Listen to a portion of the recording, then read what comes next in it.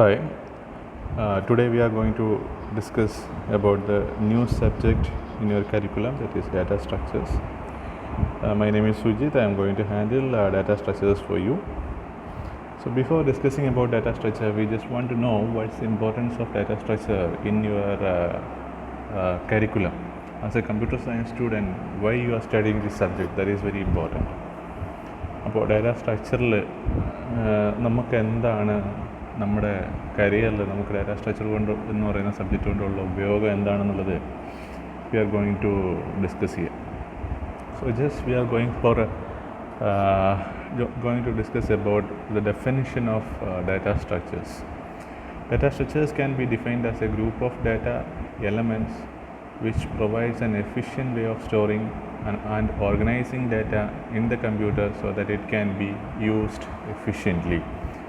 It's a definition. So we are going to discuss about exactly what is going to happen with data in the real-time application.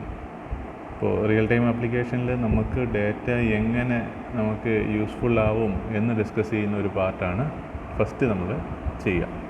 അതിനായിട്ട് ഞാനൊരു example എടുക്കുന്നത്, consider we are going to automate the registration vehicle registration department.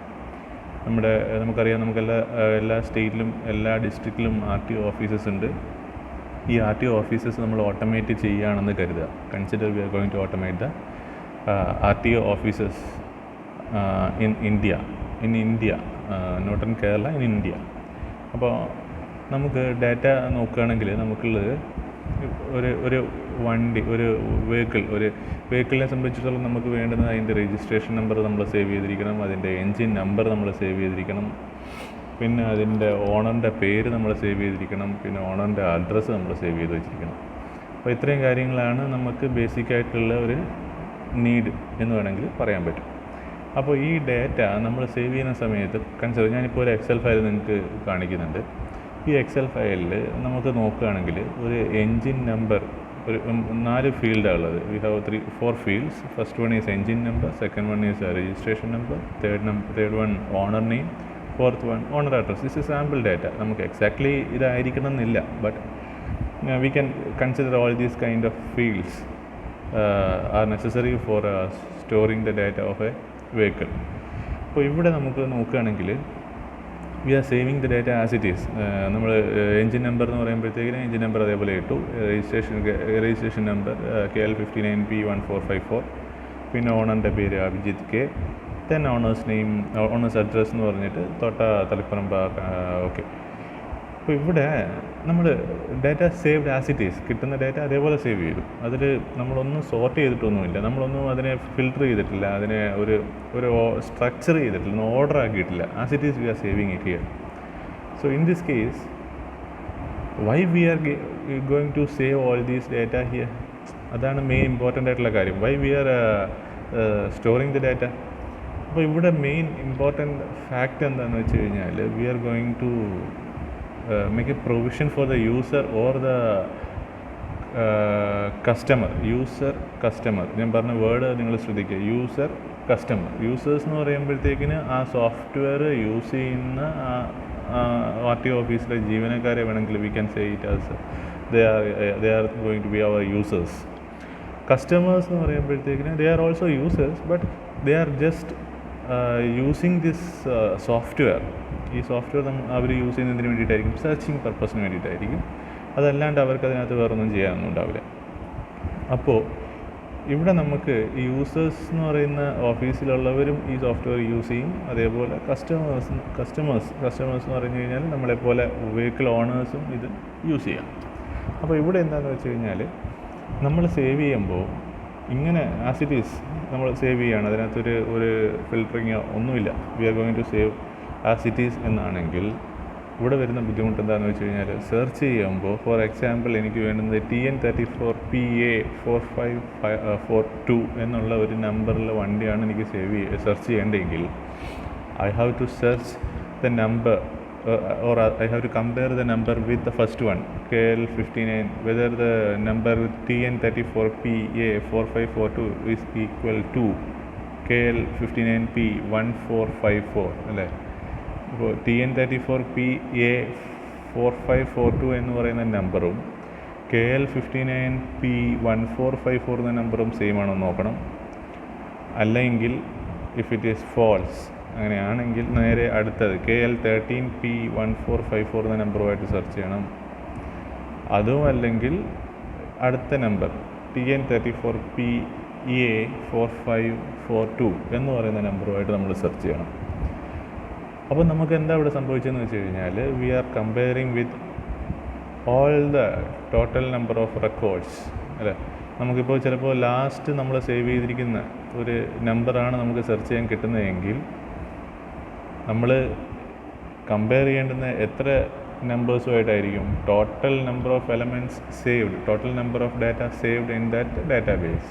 ആ ഡാറ്റാബേസിൽ save ചെയ്തിരിക്കുന്ന total number of elements എന്ന് ഉദ്ദേശിക്കുന്ന data, എത്ര data നമ്മൾ അതിനകത്ത് സേവ് ചെയ്തിട്ടുണ്ടോ അത്രയും ഡാറ്റയുമായിട്ട് സെർച്ച് ചെയ്താൽ മാത്രമായിരിക്കും നമുക്കൊരു റിസൾട്ട് പ്രൊഡ്യൂസ് ചെയ്യാൻ പറ്റുക. അതിൻ്റെ അർത്ഥം എന്താണെന്ന് വെച്ച് കഴിഞ്ഞാൽ, നമ്മൾ ഒരു തരത്തിലുള്ള ഫിൽറ്ററിങ്ങോ ഒന്നും ചെയ്യാണ്ടാണ് നമ്മൾ ഡാറ്റ സേവ് ചെയ്തിരിക്കുന്നത്. ഒരു ഓർഡറിലോ ഒരു പ്രത്യേക സ്ട്രക്ചറോ നമ്മൾ ഇതിന് വേണ്ടിയിട്ട് ഫോളോ ചെയ്തിട്ടില്ല. അപ്പോൾ ഇതൊരു മെത്തേഡ് ഓഫ് സേവിങ് ദ ഡാറ്റയാണ്. അതിന് പ്രത്യേകിച്ച് ഒരു നോംസോ കാര്യങ്ങളോ ഒന്നും ഇല്ലാണ്ട് നമ്മൾ സേവ് ചെയ്ത ഡാറ്റയാണ് നമ്മളിപ്പോൾ ഡിസ്കസ് ചെയ്തത്. ഇനി ഞാൻ കാണിക്കാൻ പോകുന്നത്, നമുക്ക് കുറച്ച് സ്ട്രക്ചർ ചെയ്ത് ഒരു ചെറിയൊരു ഫിൽറ്ററിങ് എല്ലാം വെച്ചിട്ട് ഞാൻ ആ ഡാറ്റ സേവ് ചെയ്തു. അപ്പോൾ യൂസർ എന്ന് പറയുന്ന RTO ഓഫീസിലുള്ള ഓഫീസേഴ്സ് ഡാറ്റ സേവ് ചെയ്യുന്ന സമയത്ത് അവർ ഡാറ്റ ഇങ്ങനെ സേവ് ചെയ്തു. സ്റ്റേറ്റ് കോഡ് എന്ന് പറഞ്ഞിട്ട് KL എന്ന് കൊടുത്തു, ഡിസ്ട്രിക്ട് കോഡ് എന്ന് പറഞ്ഞിട്ട് 59 എന്ന് കൊടുത്തു, പിന്നെ വെഹിക്കിൾ നമ്പറും എൻജിൻ നമ്പറും ഓണറിൻ്റെ പേരും ഓണറിൻ്റെ അഡ്രസ്സും എല്ലാം കൊടുത്തു. അതേപോലെ നോക്കുകയാണെങ്കിൽ രണ്ടാമത്തെ KL13 എന്ന് പറഞ്ഞിട്ട് KL13P1454. അപ്പോൾ ഇങ്ങനെ കൊടുത്തു. TN എന്ന് പറയുമ്പോഴത്തേക്ക് തമിഴ്നാടാണ്. അപ്പോൾ TN34 എന്ന് പറയുന്ന ഡിസ്ട്രിക്റ്റ്, അപ്പോൾ അതിൻ്റെ നമ്പർ, അതിൻ്റെ എൻജിൻ നമ്പർ, അതിൻ്റെ ഓണറിൻ്റെ പേര് അങ്ങനെ കൊടുത്തു. അപ്പോൾ ഇങ്ങനെ നമ്മൾ ഡാറ്റ സേവ് ചെയ്തുകൊണ്ടുള്ളൊരു ഗുണം എന്താണെന്ന് വെച്ച് കഴിഞ്ഞാൽ, നമുക്കിതിൽ ഏതെങ്കിലും ഒരു ഡാറ്റ സെർച്ച് ചെയ്യണം. ഫോർ എക്സാമ്പിൾ AP43 എന്ന് പറയുന്ന ഒരു ഡാറ്റയാണ് എനിക്ക് സെർച്ച് ചെയ്യാൻ കിട്ടുന്നതെങ്കിൽ, ഞാൻ കിട്ടുന്ന ഡാറ്റയിൽ ആദ്യത്തെ രണ്ടക്കം നമുക്കറിയാം, അത് ഇറ്റ് റെപ്രസെൻറ്റ്സ് എ സ്റ്റേറ്റ്. അപ്പോൾ നമ്മൾ എന്ത് ചെയ്യും? സ്റ്റേറ്റിൽ AP എന്നുള്ള റെക്കോർഡ്സ്, അതായത് ഡാറ്റ എല്ലാം ഫിൽട്ടർ ചെയ്യും. അപ്പോൾ അതിന് കൊറിയുണ്ട്, ഡാറ്റാബേസിൽ കൊറിയുണ്ട്, നിങ്ങൾ പഠിച്ചിട്ടുണ്ടാവും. Select star from table where state code equal to AP. അപ്പോൾ ടോട്ടൽ നമ്പർ ഓഫ് ഡാറ്റ ഒരു 10 മില്യൺ ആണെങ്കിൽ അതിൽ APയിൽ സ്റ്റാർട്ട് ചെയ്യുന്ന, അതായത് AP എന്ന് പറയുന്ന സ്റ്റേറ്റ് കോഡുള്ള ഡാറ്റ മാത്രം ഫിൽട്ടറായി വന്നു. എഗെയിൻ ഒന്നുകൂടെ എനിക്ക് അതിൽ നിന്ന് ഫിൽട്ടർ, അപ്പോൾ ഒരു സ്റ്റേറ്റിനുള്ളിലുള്ള ഫുൾ ഡാറ്റയാണ് നമുക്ക് കിട്ടിയത്. അതെനിക്ക് ഒന്നുകൂടെ ഫിൽട്ടർ ചെയ്യണമെന്നാണെങ്കിൽ ഞാൻ എന്ത് പറയും? Select star from the table where state code equal to AP and district code equal to 43. അപ്പോൾ എന്താ, ആ ഡിസ്ട്രിക്റ്റിലുള്ള ലിസ്റ്റ് ഓഫ് വെഹിക്കിൾസ് അത് മാത്രം ലിസ്റ്റ് ഔട്ട് ആവും. അപ്പോൾ അതിൽ നിന്ന് മാത്രമേ നമ്മൾ കമ്പയർ ചെയ്യേണ്ടി വരുന്നുള്ളൂ. ഞാനിപ്പോൾ ആദ്യം പറഞ്ഞ കേസിലാണെങ്കിൽ നമുക്കിങ്ങനെ ഒരു ഫിൽറ്ററിങ് പോസിബിൾ അല്ല, കാര്യം നമ്മൾ data as it is save ചെയ്തു പോയി. പക്ഷേ ഇവിടെ വരുമ്പോഴത്തേക്കിന് നമുക്ക് എന്ത് ചെയ്യാൻ പറ്റും? നമുക്ക് ഫിൽറ്റർ ചെയ്തിട്ട് ഡാറ്റ സെർച്ച് ചെയ്തതിന് ശേഷം ആ ഡാറ്റയിൽ മാത്രമേ നമ്മൾ കമ്പയർ ചെയ്യേണ്ടി വരുന്നുള്ളൂ. So number of comparisons are going to be very less while searching a data in a structured format. ഒരു ഡാറ്റ നമ്മളൊരു പ്രോപ്പർ സ്ട്രക്ചറിൽ ഫോമാറ്റിൽ നമ്മൾ സേവ് ചെയ്തിട്ടുണ്ടെങ്കിൽ നമ്മൾ സെർച്ച് ചെയ്യുന്ന സെർച്ചിങ് പ്രോസസ്സിനെ നമുക്ക് വളരെ സിമ്പിളായിട്ട് ഈസി ആയിട്ട് ഒരു റിസൾട്ടിനെ നമുക്ക് പ്രൊഡ്യൂസ് ചെയ്യാൻ പറ്റും. ഇപ്പോൾ ഇതാണ് നമ്മളിപ്പോൾ ഈ ഡാറ്റ സ്ട്രക്ചർ എന്ന് പറയുന്ന ഒരു കോൺസെപ്റ്റ് കൊണ്ട് ഉദ്ദേശിക്കുന്നത്. നമ്മൾ സ്ട്രക്ചർ ചെയ്യാണ് ഡാറ്റയെ, നമ്മൾ എങ്ങനെ സിമ്പിളായിട്ട് സേവ് ചെയ്യാൻ പറ്റും, സ്ട്രക്ചറാക്കിയിട്ട് സേവ് ചെയ്യാൻ പറ്റും. അപ്പോൾ സ്ട്രക്ചറാക്കാണ്ട് സേവ് ചെയ്താലുള്ള ബുദ്ധിമുട്ട് എന്താണെന്ന് വെച്ച് കഴിഞ്ഞാൽ, searching will be very difficult. നമുക്കൊരു ഡൊമെയിനെ സെർച്ച് ചെയ്തെടുക്കാൻ നമുക്ക് ഒരുപാട് ടൈം കൺസ്യൂമിങ് ആയിരിക്കും. ടൈം കൺസ്യൂമിങ് എന്ന് പറയുമ്പോഴത്തേക്കിന് അതിന് വേണ്ടുന്ന റിസോഴ്സും ഹൈ ആയിരിക്കും. അപ്പോൾ അതിനെ പറ്റിയിട്ട് നമുക്കധികം ഡിസ്കസ് ചെയ്യാം. അപ്പോൾ ഇതാണ് 2 type of data saving method. Data save ചെയ്യുന്ന മെത്തേഡിനെ പറ്റിയിട്ടാണ് നമ്മൾ ഇത്ര നേരം ഡിസ്കസ് ചെയ്തത്. അപ്പോൾ നമുക്ക് സബ്ജക്റ്റിലേക്ക് വരാം. Data structures can be defined as a group of data elements which provides an efficient way of storing and organizing data in the computer so that it can be used efficiently. Now you may get a clear picture about data structure. അപ്പോൾ data structure എന്താണെന്നുള്ളതിൻ്റെ ഒരു basic idea നിങ്ങൾക്കിപ്പോൾ കിട്ടിയിട്ടുണ്ടാവും. നമുക്ക് എവിടേക്കാണ് we are implementing data structures, എവിടെയാണ് നമ്മൾ ഈ ഡാറ്റ സ്ട്രക്ചർ എന്ന് പറയുന്ന കോൺസെപ്റ്റിനെ നമ്മൾ ഇംപ്ലിമെൻറ്റ് ചെയ്യാൻ പോകുന്നത്. As a software engineer wherever we are going to save the data, അവിടെയെല്ലാം നമുക്ക് ഡാറ്റ സ്ട്രക്ചേഴ്സിനെ നമുക്ക് യൂസ് ചെയ്യാൻ പറ്റും.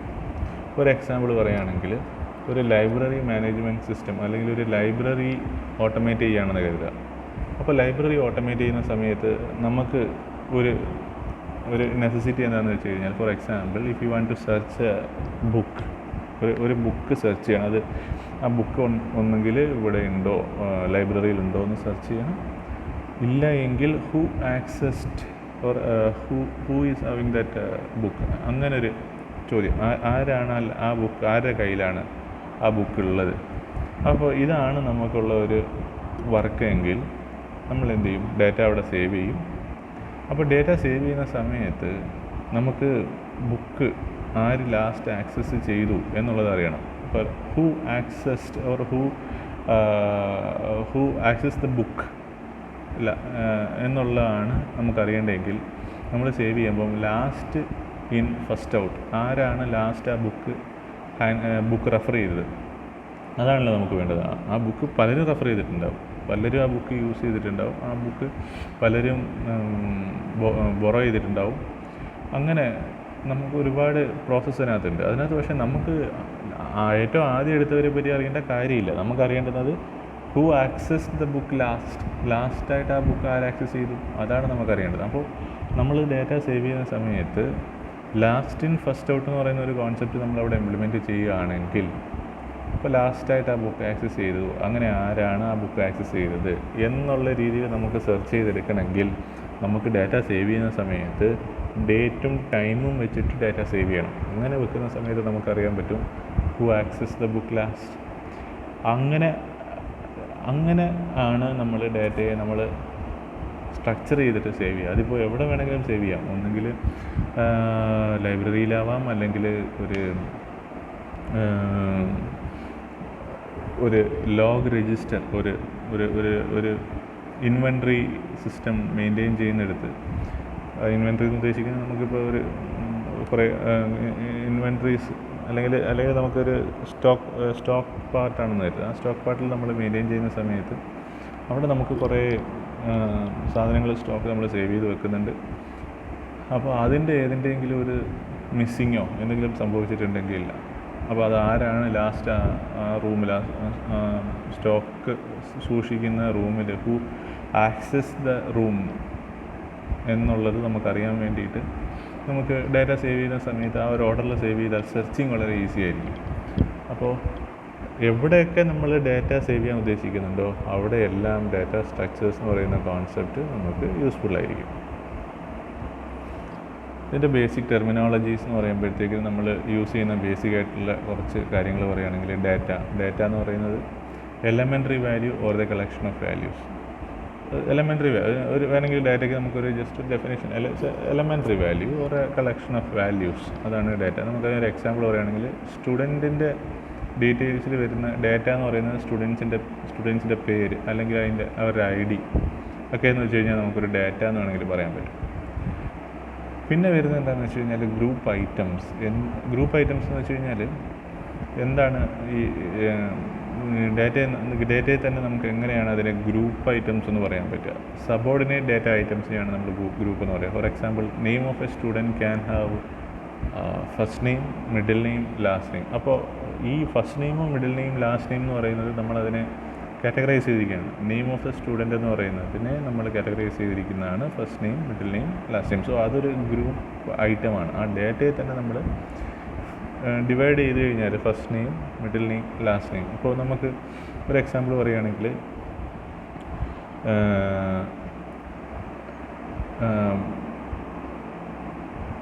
രാഹുൽ രവി എന്ന് പറയുന്ന ഒരു പേരുണ്ടെന്ന് കരുതുക. അപ്പോൾ നമുക്കറിയാം, നമുക്കൊന്ന് സെർച്ച് ചെയ്യാനായിട്ടൊരു നെയിം കിട്ടുകയാണ്. ഇപ്പോൾ ഒരു we got a task that whether ഇപ്പോൾ a student named Rahul studied in the campus. So what you will do? We will search അല്ലേ, രാഹുൽ എന്ന് പറയുന്ന ഒരു പേരുണ്ടോ സെർച്ച് ചെയ്യും. രാഹുലിൻ്റെ അത്ര മാത്രമേ അറിയുള്ളൂ. ഇപ്പോൾ സെർച്ച് ചെയ്യുന്ന ഒരാൾക്ക് അറിയാൻ പറ്റുന്നത് രാഹുൽ എന്ന് മാത്രമേ അറിയുന്നുള്ളൂ. രാഹുലിൻ്റെ ഇനിഷ്യൽ രവി എന്നാണോ, അല്ലെങ്കിൽ രാഹുൽ എന്ന് പറയുന്ന ആളുടെ ഇനിഷ്യൽ എന്ന് പറയുന്നത് പി എന്നാണോ, അങ്ങനെ ഒന്നും അറിയില്ല. ജസ്റ്റ് രാഹുൽ. അപ്പോൾ അത് നമ്മൾ എന്ത് ചെയ്യും? V will search whether the student first name looks like Rahul. Select data, select star from table where the first name looks like first name like Rahul. ഇപ്പോൾ എന്താ സംഭവിക്കുക? രാഹുൽ എന്ന് പറയുന്ന പേരുള്ള ഫസ്റ്റ് നെയിമിൽ രാഹുൽ എന്ന് പറയുന്ന പേരുള്ള ആൾക്കാരുടെ എല്ലാവരുടെയും ഡീറ്റെയിൽസ് ലിസ്റ്റ് ഔട്ട് ചെയ്യും. Again you can filter. Okay, Rahul Ravi. Okay, what we will do? We will search select star from table where the first name like Rahul and the last name like Ravi. Automatically it will provide a list of details having the name Rahul Ravi.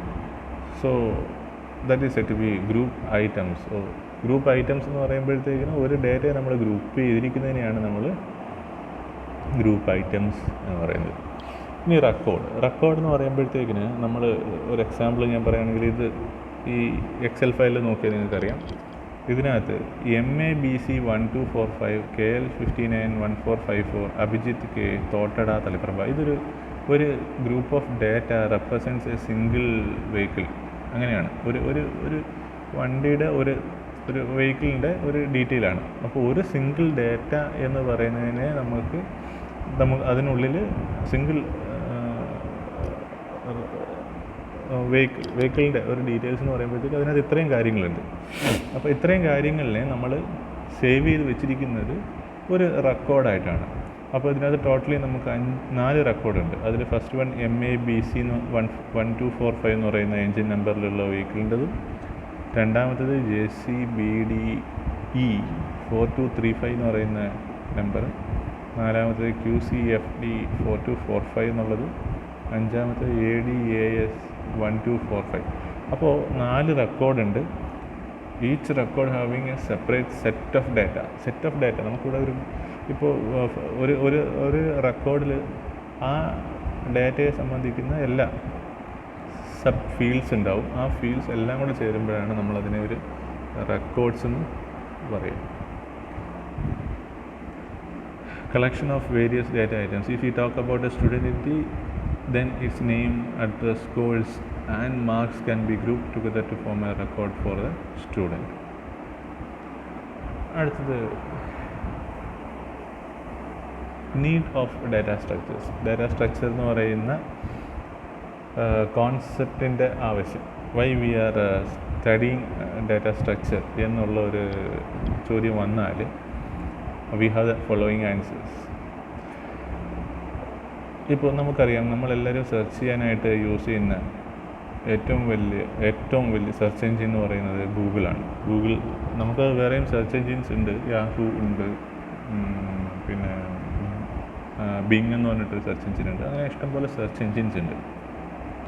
Then why we are sticking on to Google എന്തുകൊണ്ട് നമ്മൾക്ക് എല്ലാവർക്കും ഇഷ്ടപ്പെടുന്നു എന്ന് നോക്കി കഴിഞ്ഞാൽ, Google provides accurate result. നമ്മളിപ്പോൾ ഗൂഗിളിൽ computer application എന്ന് പറഞ്ഞ് കൊടുത്തു കഴിഞ്ഞാൽ it provides exact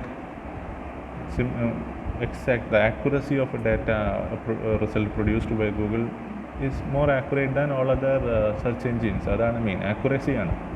അപ്പോൾ എന്താണ് ഈ ആക്യുറസി? ഈ ആക്യുറസി എന്ന് പറയുന്നത് നമ്മൾ സേവ് ചെയ്തിരിക്കുന്ന ഡാറ്റ, അതായത് ഗൂഗിൾ സേവ് ചെയ്തിരിക്കുന്ന ഡാറ്റ അത്രയും റെലവൻ്റ് ആയിട്ട് നമ്മൾ സെർച്ച് ചെയ്യുന്ന എലമെൻറ്റുമായിട്ട്, നമ്മൾ സെർച്ച് ചെയ്യുന്ന കമ്പ്യൂട്ടർ ആപ്ലിക്കേഷൻ എന്ന് പറയുന്ന വേർഡുമായിട്ട് എത്രയും റിലവൻ്റ് ആയിട്ടുള്ള ഡാറ്റ ഗൂഗിളിന് തരാൻ പറ്റുമോ അത്രയും റിലവൻ്റ് ആയിട്ടുള്ള ഡാറ്റയാണ് ഗൂഗിൾ നമുക്ക് തരുന്നത്.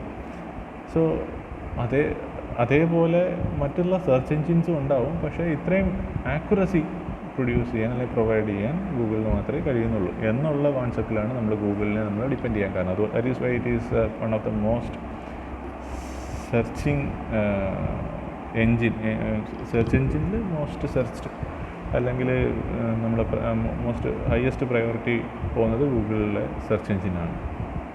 അപ്പോൾ ഇവിടെ രണ്ട് പ്രോബ്ലംസ് ആണ് ഉള്ളത്. ഒന്ന് കോംപ്ലക്സ്ഡ് ആപ്ലിക്കേഷൻ എന്ന് പറയുന്ന കോംപ്ലക്സ്ഡ് ആയിട്ടുള്ള, അതായത് കോംപ്ലക്സ് എന്ന് വെച്ച് കഴിഞ്ഞാൽ നമുക്ക് data, heavy data, high and big data എന്നൊക്കെ വേണമെങ്കിൽ പറയാൻ പറ്റും. ബിഗ് ഡാറ്റയിലുള്ള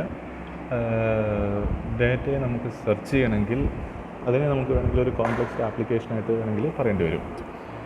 പിന്നെ രണ്ട്, ഈ ഡാറ്റ എന്ന് പറയുന്നതിൻ്റെ size day by day increase ആയിക്കൊണ്ടിരിക്കുകയാണ്. കാര്യം നമുക്കറിയാം, ഡേ ബൈ ഡേ പുതിയ പുതിയ ആപ്ലിക്കേഷൻസ് വരുന്നു, അതിലേക്ക് നമ്മളെല്ലാവരും രജിസ്റ്റർ ചെയ്യുന്നു, അതിലേക്ക് നമ്മുടെ ഡാറ്റ പോയി സേവ് ആകുന്നു, അതിൽ നിന്ന് വേണം V are getting result.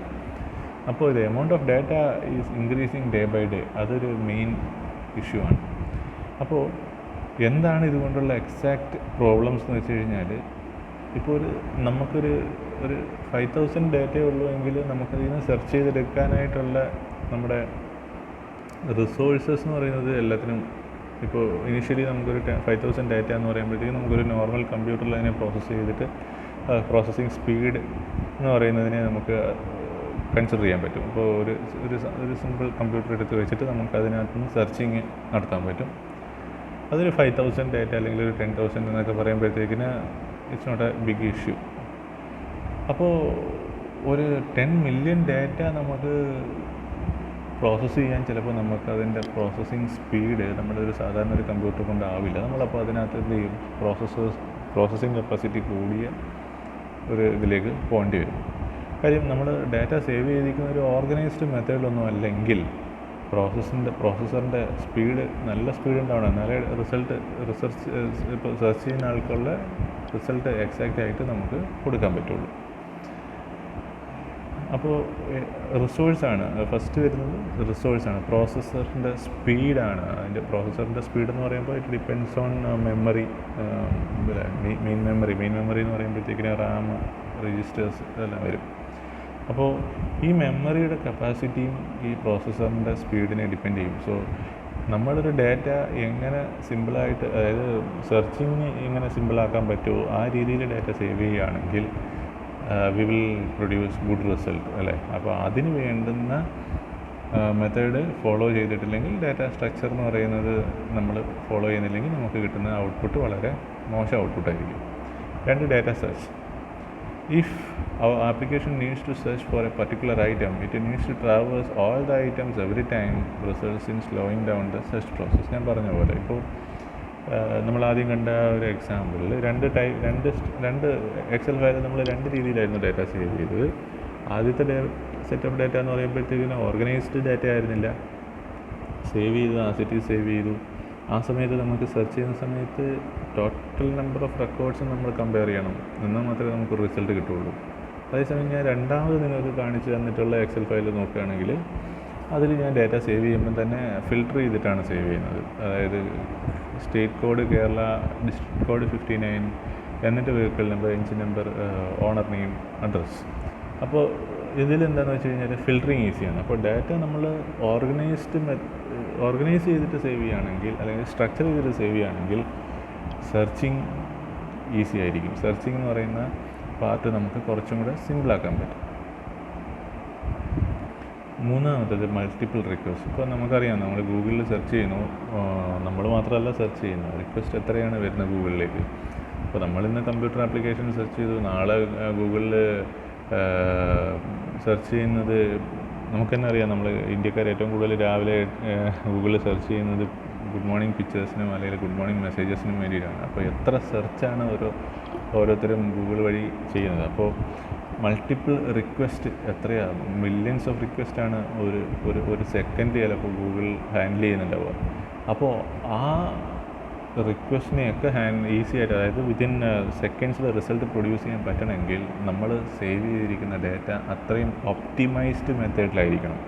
Optimised എന്നുള്ള വേർഡിൻ്റെ മീനിങ് നിങ്ങൾ ഊഹിക്കുക. ബെസ്റ്റ് എമംഗ് ഓൾ, ബെസ്റ്റ് മെത്തേഡായിരിക്കും. Best among all other methods എന്ന് പറയണമെങ്കിൽ പറയാം. അതിൽ ഏറ്റവും ബെസ്റ്റ് മെത്തേഡിൽ നിങ്ങൾ സേവ് ചെയ്തിട്ടുണ്ടെങ്കിൽ മാത്രമേ നിങ്ങൾക്ക് ബെസ്റ്റ് ഔട്ട്പുട്ട് പ്രൊഡ്യൂസ് ചെയ്യാൻ പറ്റുള്ളൂ.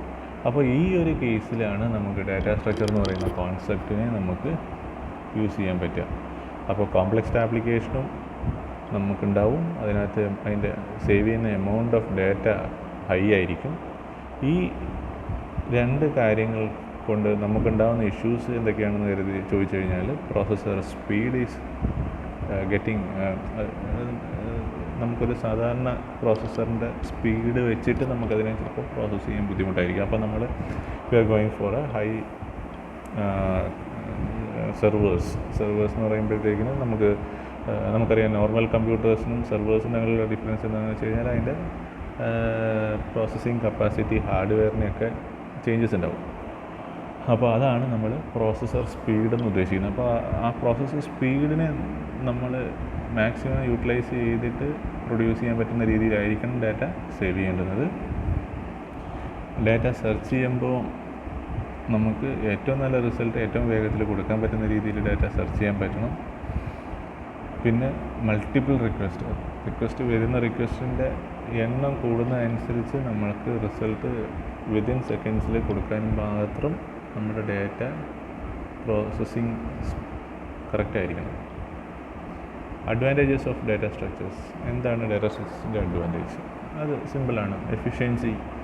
എഫിഷ്യൻസിയാണ് ഏറ്റവും important. Efficiency of a program depends upon the choice of data structure. നമ്മൾ ഡാറ്റ സേവ് ചെയ്യുന്ന മെത്തേഡിനെ ഡിപ്പെൻഡ് ചെയ്യും. ഞാൻ പറഞ്ഞല്ലോ, നിങ്ങൾക്കിപ്പോൾ ഒരു ലൈബ്രറിയിൽ ഡാറ്റ ബുക്സ് സേവ് ചെയ്ത് വെക്കുകയാണ്. ആ ബുക്സ് നമ്മൾ എങ്ങനെ സേവ് ചെയ്യുന്നു എന്നുള്ളതിനെ ഡിപ്പെൻഡ് ചെയ്യും അതിനകത്ത് നിന്ന് പ്രൊഡ്യൂസ് ചെയ്യുന്ന റിസൾട്ട്. ഇപ്പോൾ നമുക്ക് ലാസ്റ്റ് ആക്സസ് ചെയ്ത ഒരു ബുക്ക് നമുക്ക്, ഫോർ എക്സാമ്പിൾ ഒരു ബുക്ക് നമുക്ക് മിസ്സായി എന്ന് കരുതുക. അപ്പോൾ നമ്മൾ ആദ്യം സെർച്ച് ചെയ്യുന്നത് എന്താണ്, ആ ബുക്ക് ലാസ്റ്റ് ആരായിരുന്നു ആക്സസ് ചെയ്തത്. എന്നാൽ മാത്രമേ നമുക്കറിയാൻ പറ്റുമോ അയാൾ റിട്ടേൺ ചെയ്തിട്ടുണ്ടോ എന്ന് പിന്നെ നോക്കണ്ടു. ലാസ്റ്റ് ആക്സസ് ചെയ്തത് ആര്. അപ്പോൾ നമ്മൾ ഡാറ്റ സേവ് ചെയ്യുന്ന സമയത്ത് നമ്മൾ എങ്ങനെ സേവ് ചെയ്യണം, നമ്മൾ ഡേറ്റും അതിൻ്റെ കറസ്പോണ്ടിങ് ആയിട്ടുള്ള ടൈമും വെച്ചിട്ട് സേവ് ചെയ്യണം. ഒരു ബുക്ക് ഇഷ്യൂ ചെയ്യുമ്പോൾ ആ ബുക്ക് എന്ന് ഇഷ്യൂ ചെയ്തു, ആർക്ക് ഇഷ്യൂ ചെയ്തു, ഏത് സമയത്ത് ഇഷ്യൂ ചെയ്തു. അപ്പോൾ നമുക്കറിയേണ്ടത് ലാസ്റ്റ് ആ ബുക്ക് ആര് ആക്സസ് ചെയ്തു. അപ്പോൾ നമ്മൾ ഈ ഡാറ്റയെ നമ്മൾ ഏത് രീതിയിൽ സോർട്ട് ചെയ്യും, ഡിസെൻഡിങ് ഓർഡറിൽ സോർട്ട് ചെയ്യും. ഡിസെൻഡിങ് ഓർഡറിൽ സോർട്ട് ചെയ്യുമ്പോൾ നമുക്ക് എന്ത് കിട്ടും, ലാസ്റ്റ് ആരാണ് അതിനെ ആക്സസ് ചെയ്തത്. അപ്പോൾ ഡാറ്റ സേവ് ചെയ്യുന്ന സമയത്ത് നമുക്ക് എന്തുണ്ടായാലേ ഇത് ചെയ്യാൻ പറ്റുള്ളൂ, നമുക്ക് ഡേറ്റും അതിൻ്റെ കറസ്പോണ്ടിങ് ടൈമും ഉണ്ടെങ്കിൽ മാത്രമേ നമുക്കിത് സെർച്ച് ചെയ്തെടുക്കാൻ പറ്റുള്ളൂ. So efficiency of a program depends upon the choice of a data structure. Efficiency ഉണ്ട്, എഫിഷ്യൻസി എന്ന് പറയുന്നൊരു കോൺസെപ്റ്റ് അവിടെ ഉണ്ട്. പക്ഷേ നമ്മൾ സേവ് ചെയ്യുന്ന ഡാറ്റ ഏത് രീതിയിൽ സേവ് ചെയ്യുന്നതിനെ ഡിപ്പെൻഡ് ചെയ്തിട്ടായിരിക്കും നമ്മുടെ എഫിഷ്യൻസി കൂടുക. Reusability. Data structures R reusable. അപ്പോൾ ഇന്ന് ഒരു ഡാറ്റ സ്ട്രക്ചർ ഒരിക്കൽ യൂസ് ചെയ്ത് കഴിഞ്ഞാൽ അതിനെ നമുക്ക് വീണ്ടും ആ ഒരു കോൺസെപ്റ്റിനെ യൂസ് ചെയ്തിട്ട് ഡാറ്റയെ നമുക്ക് എക്സ്ട്രാക്ട് ചെയ്യാൻ പറ്റും. അപ്പോൾ റീയൂസബിലിറ്റി എന്ന് പറയുന്നൊരു കോൺസെപ്റ്റ് അവിടെയുണ്ട്. മൂന്നാമത്തെ part abstraction. Data structure is specified by the abstract data type which provides a level of abstraction. അപ്പോൾ ഇവിടെ എന്താണെന്ന് വെച്ച് കഴിഞ്ഞാൽ, സിമ്പിളായിട്ട് പറയുകയാണെങ്കിൽ ഡാറ്റ സ്ട്രക്ചർ ചെയ്തിട്ടാണ് നമ്മൾ സേവ് ചെയ്യുന്നതെങ്കിൽ നമുക്ക് കുറേ കാര്യങ്ങൾ, അതായത് നമുക്ക് അതിനകത്ത് കുറേ ഡീറ്റെയിൽസ് നമുക്ക് ഹിഡനായിട്ട് സേവ് ചെയ്ത് വെക്കാൻ പറ്റും. ഹിഡനായിട്ട് സേവ് ചെയ്യാന്ന് വെച്ച് കഴിഞ്ഞാൽ എന്താ ഉദ്ദേശിക്കുന്നത് വെച്ച് കഴിഞ്ഞാൽ, നമ്മളിപ്പോൾ ഒരു സോഫ്റ്റ്വെയർ ഡെവലപ്പ് ചെയ്യുന്ന സമയത്ത് അതിനകത്ത് ചില കാര്യങ്ങൾ മാത്രമേ യൂസേഴ്സിന് അല്ലെങ്കിൽ കസ്റ്റമേഴ്സിന് കാണാൻ പാടുള്ളൂ. ബാക്കിയുള്ളതെല്ലാം അതിൻ്റെ ഹിഡനായിട്ടുള്ള. ഇപ്പോൾ ഒരു ബാങ്കിൻ്റെ ഡീറ്റെയിൽസാണ് നമ്മൾ സേവ് ചെയ്യുന്നതെങ്കിൽ ബാങ്കിൻ്റെ ട്രാൻസാക്ഷൻസും അതിനകത്ത് അതിൻ്റെ ഇൻട്രസ്റ്റിൻ്റെ കാൽക്കുലേഷനും അതിനകത്ത് ഹിഡനായിട്ട് വെക്കേണ്ടുന്ന കുറേ കാര്യങ്ങളുണ്ടാവും. ഇപ്പോൾ ബാങ്ക് നമ്മളൊരു സോഫ്റ്റ്വെയർ ഡെവലപ്പറായിട്ടിരിക്കുന്ന സമയത്ത് നമ്മുടെ അടുത്ത് ബാങ്ക് അപ്രോച്ച് ചെയ്യുമ്പോൾ നമ്മുടെ അടുത്ത് പറയും ഇന്ന ഡീറ്റെയിൽസ് മാത്രമേ നിങ്ങൾ എക്സ്പോസ് ചെയ്യാൻ പാടുള്ളൂ, all of the details should be confidential എന്ന് പറയും. നമുക്ക് ആ കോൺഫിഡൻഷ്യലായിട്ടുള്ള ഡീറ്റെയിൽസ് അതായത് എങ്ങനെ ഇൻട്രസ്റ്റിനെ കാൽക്കുലേറ്റ് ചെയ്യുന്നു, എന്താണ് അതിൻ്റെ ഇൻഡെപ്ത് മെത്തേഡ്, അതിൻ്റെ ലാഭം എത്രയാണ്, എത്ര പെർസെൻറ്റേജ് ബാങ്കിന് പോകുന്നു, എത്ര പെർസെൻറ്റേജ് യൂസറിന് കിട്ടുന്നു. സോ യൂസറിന് കിട്ടുന്ന പെർസെൻറ്റേജ് മാത്രമേ യൂസർ കാണണ്ടൂ. ബാങ്കിന് പോകുന്ന പെർസെൻറ്റേജ് ഒന്നും യൂസർ കാണേണ്ടി വരില്ല, അതായത് കസ്റ്റമർ കാണേണ്ടി വരില്ല. അപ്പോൾ അവിടെ നമുക്ക് എന്ത് വേണം, ഒരു കോൺഫിഡൻഷ്യാലിറ്റി മെയിൻറ്റെയിൻ ചെയ്യേണ്ടി വരും. അതിൻ്റെ ഇംപ്ലിമെൻറ്റേഷൻ ഡീറ്റെയിൽസ് ഒന്നും ആരോടും റിവീൽ ചെയ്യേണ്ട കാര്യമില്ല. So such cases like abstraction, ഹിഡനായിട്ട് വെക്കേണ്ടുന്ന കേസസ് നമുക്ക് ഡാറ്റ സ്ട്രക്ചർ, പ്രോപ്പറായിട്ടുള്ളൊരു ഡാറ്റ സ്ട്രക്ചർ ഉണ്ടെങ്കിൽ നമുക്കതിനെ ഈസി ആയിട്ട് ഇംപ്ലിമെൻറ്റ് ചെയ്യാൻ പറ്റും. അപ്പോൾ ഇത്രയും കാര്യങ്ങളാണ് നമുക്ക് ആദ്യത്തെ ഈ ഒരു ക്ലാസ്സിൽ ഞാൻ ഡിസ്കസ് ചെയ്യാൻ ഉദ്ദേശിച്ചത്. മനസ്സിലായെന്ന് കരുതുന്നു. എന്തായാലും ഈ ഒരു ഫസ്റ്റ് ക്ലാസ്സിനകത്ത് നിങ്ങൾക്ക് എന്തെങ്കിലും ഒരു ഫീഡ്ബാക്ക് എന്തെങ്കിലും ബുദ്ധിമുട്ടായിട്ട് തോന്നുന്നുണ്ടെങ്കിൽ നിങ്ങൾക്ക് എനിക്ക് വാട്സാപ്പിൽ മെസ്സേജ് ചെയ്ത് തരാം. Thank you.